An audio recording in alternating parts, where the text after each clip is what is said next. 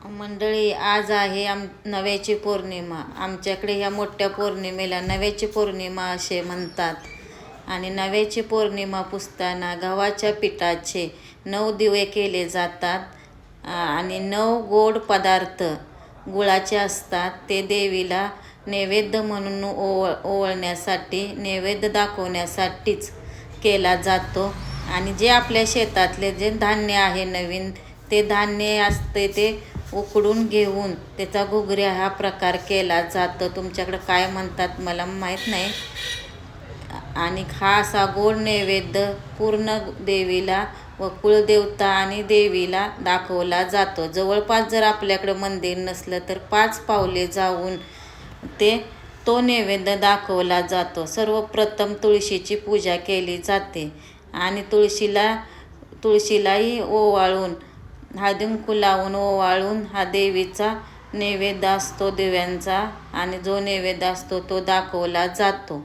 आणि जर तुमच्या जवळ कुठेही कुळस्वामीचं मंदिर नसेल, कुळस्वामी देवी नसेल, तर असं 5 पावली जाऊन बाहेर नारळ फोडला जातो, नैवेद्य दाखवला जातो. आणि आजपासून आमच्या देवीची यात्रा चालू होते. आमची देवी कर्नाटकमध्ये मायक्का चिंचणी असं आमच्या देवीचं नाव आहे. ती आहे कर्नाटकमध्ये. तिकडे लोक जात असतात. जाताना हा दिवे असतात हे दिवे घेऊन जातात. आणि नंतर ते दिवे मागे घेऊन येतात पूजन करून. आणि ते दिवे आपल्या घरात जे धान्य असतं त्या धान्यामध्ये ते एक दिवा ठेवतात. काय माहिती, पूर्वीपासून लोक असं ठेवतात. आमच्या सासूबाईही ठेवायच्या. आणि नंतर मग चंद्रालाही ओवाळतात. मेन म्हणजे आज चंद्राचाच मान असतो. चंद्रालाही ओवाळून, हळदीकुंकू लावून, टाकून, भंडारा टाकून चंद्राची पूजा केली जाते. आणि हाच नैवेद्य चंद्रालाही दाखवला जातो. आणि मेन म्हणजे आज चंद्राचीच मनापासून पूजा केली जाते.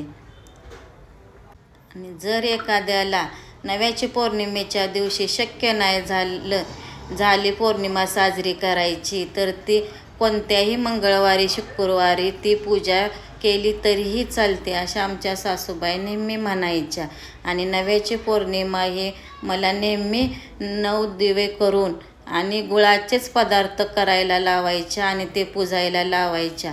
आणि नंतरच मग आमच्यातली लोक 4-5 दिवसांनी कुलस्वामिनीची जी यात्रा असते ती यात्रा चालू होते. यात्रा ही खूप मोठी असते. आणि तिकडंच यात्रेला सर्व लोक यात्रेला भरपूर प्रमाणात जात असतात. आणि नव्याची पौर्णिमा करूनच आम्ही देवालाही जात असतो.